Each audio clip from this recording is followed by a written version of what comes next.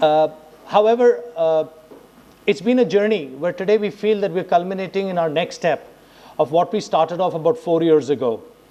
About three and a half years ago, Mr. Satyagupta taught us rural India. And well, I used to keep talking to him about how urban is the place to go. He would keep saying, no, go down to the villages. Look where it is. And we actually started a rather successful business from there. I must say, it's a period of learning for me. We discovered that actually India resides in rural India rather than urban. Far more committed, far more hunger for growth, far more stable, as opposed to credit card wielding urban India. I think the real economy lied there, and we were very sure that whatever we did there would be a success, and we've been proved right. However, as we started doing this, we realized that there was much more that we could have done than rather simply putting up a Wi-Fi tower and selling recharge coupons to people. It was with that about 6 months ago, on a brainstorming session, we said, why can't we make the villager do something more than just simply putting up a tower on top of his house? He goes out, sells recharge coupons, and he's actually jobless for 21 days, because that's the next time anybody goes to him for recharge. Sambaddha Kendra was formed with that in mind. We already had the technology, we already had the backend, we already had the bandwidth. But as we started on the journey, it took a lot of iterations, a lot of brainstormings, a lot of people calling me names because they thought that I wasn't doing the right thing.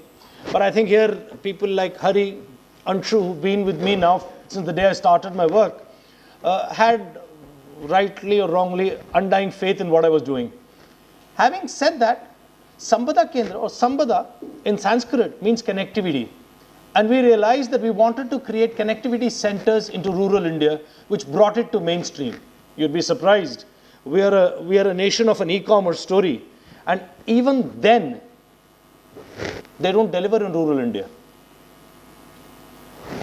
This, with our gathering here, ladies and gentlemen, and my honorable guests, is a new age social enterprise. We are a profit organization. We are not an NGO. But we want to operate in the social space where we definitely will make an impact in rural India. Going forward, our vision is to usher in the next era of genuine grassroots socio-economic entrepreneurship. We're not in it to try and tell people, why don't you do this, why don't you do that, do skilling and all that. We're actually putting down on the ground physical stores, which are owned by villagers, which products are sold for the villagers. The entire ecosystem has been developed with that. And what we believe is that we are one of the best entrepreneurs in the world. Trust me, a country so large as ours still functions very smoothly. A lot of people call it jugaad. A lot of people call it our own self-survival or self-sustenance. I call it an entrepreneurial spirit. Right from a small child to an 80-year-old man, honestly doesn't retire in India, and that concept doesn't exist. So I welcome you to the world of Sambaddha Kendra and Sambaddha Foundation, two arms of our social enterprise, one which is hardcore commercial, which is the Kendra part of it, and foundation. We also believe that we had to give something back to the society.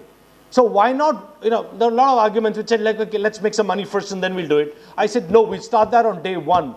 And everywhere we run parallel in every village that we go to. What does this mean? Let me just quickly take you through.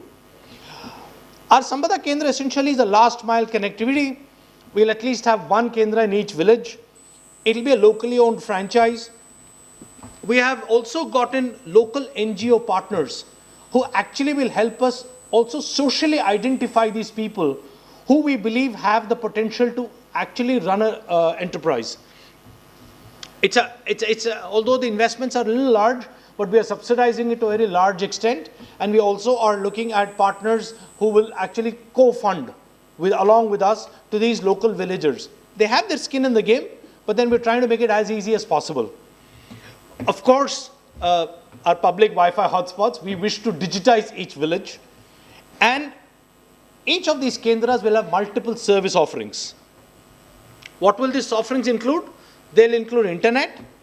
We will definitely be selling agricultural products. We will be like a center where people can come in and book for their fertilizers, their chemicals, their pesticides, even farm equipment, farm products. We will definitely be doing education, and here we've tied up with a couple of companies which will deliver technology-based last mile education to each one of our kendras. And for the first time, and this is, we'll be rolling it out with all our kendras, is we're going to be putting up an employment exchange there. A rural student can come in, register, and he will get all the options of all jobs across the country with all state governments, PSUs and central government in whichever corner of the country it may be. As of today, we offer over 12 lakh jobs for these people. You'll be surprised that by the time these poor people actually come to know of these jobs, the date for applications are over. This portal will also help these children actually prepare for these exams if it is, give them study material, get them trained to go and do this. The next big thing which we realized that the village needed was health services. Now in health services, what we're actually doing is, we will for the first time be providing pathology services at the village level. As much as we talk of digitization, as we talk of progress, one of the bigger things is, healthcare in villages is still a little far cry. Today, if I have malaria and the doctor says, get a blood test done, I have to travel a minimum of 40 kilometers to the district headquarters. Now, a man will go every morning to the Kendra, sit there for 3 hours, collect the blood sample, bring it back to the district, do all the things, and via internet, download the report. And at evening 5 o'clock, a local villager has the report. We are also tying up with a lot of online companies which will deliver medicines at discounted prices. You know, we all see them, a lot of them here today. There are a lot of online things, but they're not available in rural. We've actually tied up with them and taken them to rural India. And the last is we want to do second opinion. Doctors across the country will have access to your health records, based on which they will sit in front of you on a telecon and on a video conferencing give you, for the first time in villages at the village level, a teleconsultation service. Yes, we're also launching a stream of financial services, which includes, on the broader side, insurance. On the broader side, we're looking at reinsurance, looking at renewals, which are all pain points. But we're also doing something which is revolutionary, where every villager, you know, it's like, say, it's Diwali or Holi, and the guy wants to go and buy a television. Now, he wants, television's worth 15,000 bucks, doesn't have the money to buy it. He goes to a district, he does not get a loan. Because he's come from a village, there is no, nobody has done any KYC on the guy, so nobody will. What we are saying is, you come to the Kendra, you book your product that you want on the on-site, and on the spot, to the tune of 50,000 rupees, we'll give you a credit line to buy your product. Which means for the first time, he will get a micro loan at the grassroots level in the village itself. And that is going to change the way purchasing is done in India. These people do not have to go to districts. We're not trying to replace district level shops. I mean, let's be clear about it. But what we're trying to do is take all these services closer to the villager. Here I must say that one of the streaking thoughts at the back of my mind, somebody whom Dr. Satyagupta has also worked very closely with, and I'm sure a couple of people here would have worked with, and I am hugely inspired by, was our former president, Dr. Abdul Kalam. And he had this vision of a program called Pura, which is providing of urban services to rural India.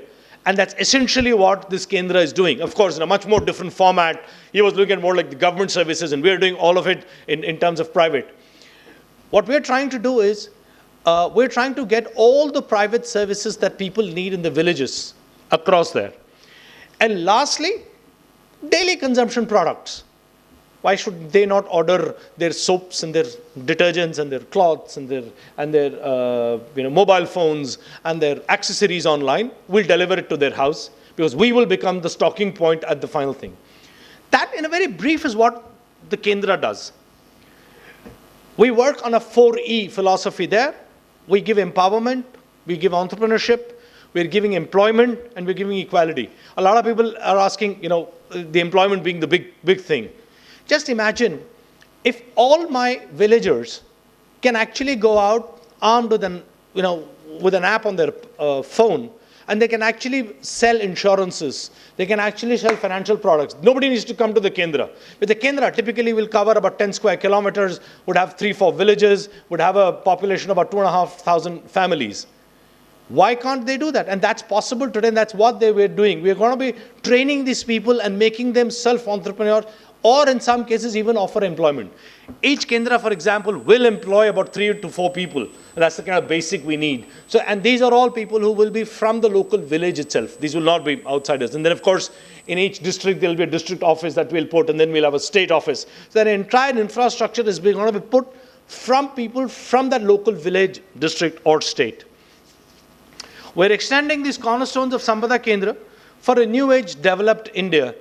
And I must say here that over the last 3 years, I'm a two-time NRI. I first came back from England, then came back from Singapore. I was very, very happy with the way the government had taken up a lot of initiatives. So Stand Up India, Start Up India, Make in India. There were a whole lot of things which started off. We are trying to bring that into reality in what we're actually doing. And we are trying to dovetail with the government's initiatives and programs into what we are trying to do with them. Currently, we're a 100% private-owned organization. But as the days go by, of course, with the blessings of Sri Jajuji and others, I hope that we would be able to make the difference in the society that we want to make out, at least as far as money is concerned. The second arm, which will co-parallelly run, is Sambaddha Foundation. The foundation was set up primarily to do not social work. We are not here to do social work that we'll put up one camp and we want sustainable day in and day out products to be done, day in and day out different programs to be done. Of course, I don't come from that background. Me and Anshu 6 months ago started searching that we needed somebody who would mentor this entire initiative. We needed somebody who had the knowledge, who had the experience, who had the vision, and obviously subscribed to a much larger vision of taking this not only pan-India but across the globe into kind of what we were wanting to do. And I think I'm very, very pleased, honored, and grateful that Pandit Shri Atma Vinod ji actually agreed to mentor this entire initiative of the foundation of us. The entire foundation, all its day-to-day operations, all its future plans, all its present plans are all under the mentorship and guidance of Sri Atma Vinod. He's the man who's going to lead this entire thing. It's predominantly his show. We as an organization are quite honestly only a support structure for what he's wanting to do.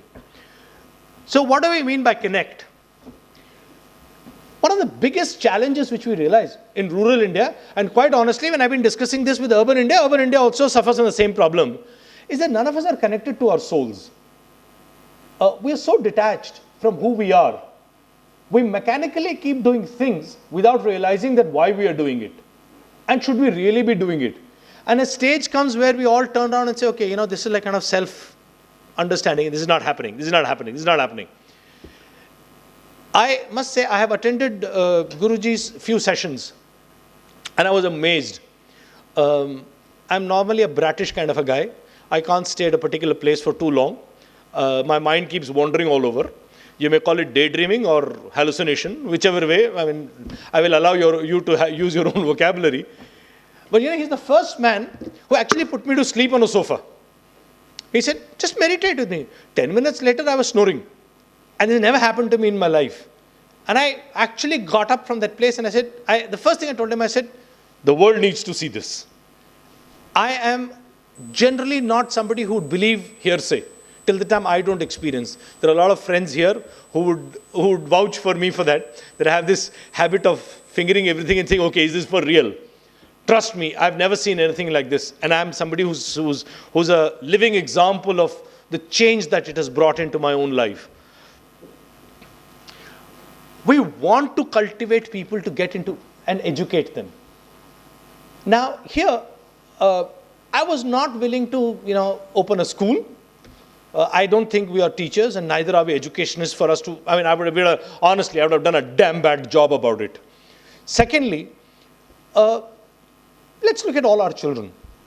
Our children go to school, come back at 1:32, they're given food, they go to sleep, they get up, do their homework, and then they go and play, come back, little bit of studies, depending on the class and depending on how strict as parents we are, watch a little TV and go to bed, right? That's pretty much how all our children have grown up. Take a situation of a child in rural India, below poverty line. Just because he gets a midday meal scheme, the poor kid goes to school, comes back from school, and goes and works with his father as a laborer. Or he's seen on the street roaming around.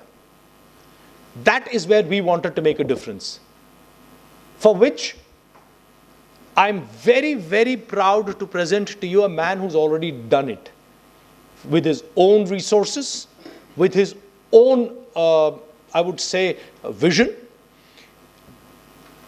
I'd like to introduce to you Mr. Aditya Nagar. He already runs a school in Haridwar, which has 32 such children who come to him in the morning and are there with him till 7 o'clock. They are provided 3 square meals a day. They are provided nutrition. They are provided education on society, education. They're taught Bhagavad Gita. They're taught a lot of other things. They're trying to make the difference. And I think somewhere along the line, I believe that that is what we wanted to do. I've visited their thing, and it is here. I think I'd like everybody to give a huge round of applause to this gentleman called Mr. Ashish Goyal. Ashish actually left his job and is almost like a principal of the school, does it full time with zero revenue. Trust me, I don't know very many people who have that kind of courage to do what he does. He and his wife actually look after their entire thing. These children are brought up like his own children. And we today proudly at Sambaddha say that we have now adopted this entire concept. Every village that we will go to, our Kendra will act as a day boarding for these children. We will select 10-15 children in each of these villages. We will put them in regular government schools or private schools. We'll pay for it. All of that we will do. But at 1 o'clock, they don't go home. They come back to us. We feed them nutritional food. We make them do their homework. We take them through social messages, make them play. Give the child his childhood back, rather than making him another street side urchin. It's a small effort. We have a huge vision. I hope we will get there. We've made a start by doing this. And Global Rainbow Care Family is our partner in this for across India. It's not just Haridwar. Haridwar, of course, we have a center, which we are now upgrading into a proper ashram, which will have a lot of other things which will come in for these children. With that, ladies and gentlemen, my short speech comes to an end. I've briefly taken you through what we are doing. And honestly, today is not about me, or nor is it about our business. It's about these august gentlemen sitting here who've come in and graced this occasion. And just to set a platform, to understand all of you. And then, yes, of course, we're trying to do healthcare. This is where we're going to be doing actually things like vaccination programs for adults. Do you know there are 54 vaccinations for adults? And most of India dies because they're not diarrhea, dengue, malaria. There are no vaccinations available for it. We're going to be doing a huge program. We have a company in Bangalore called Medicaid Ethos, which essentially does this as a profession. And we're in advanced level talks. So each of these kendras will also act as a vaccination point and preventive healthcare for all of them. I now invite all of you to join us and help us in making us the difference. We as an organization have taken the first step under the mentorship of Sri Atma Vinod.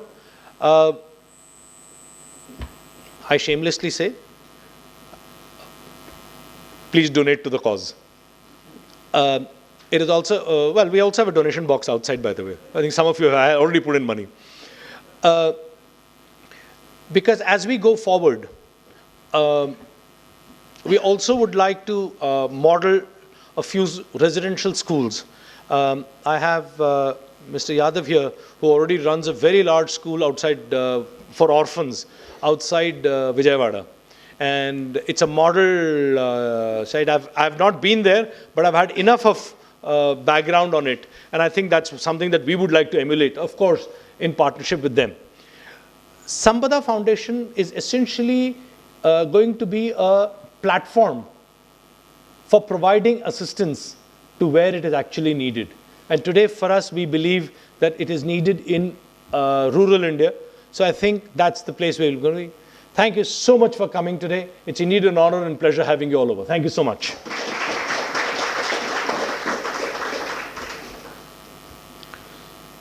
Just one second, I'll just put...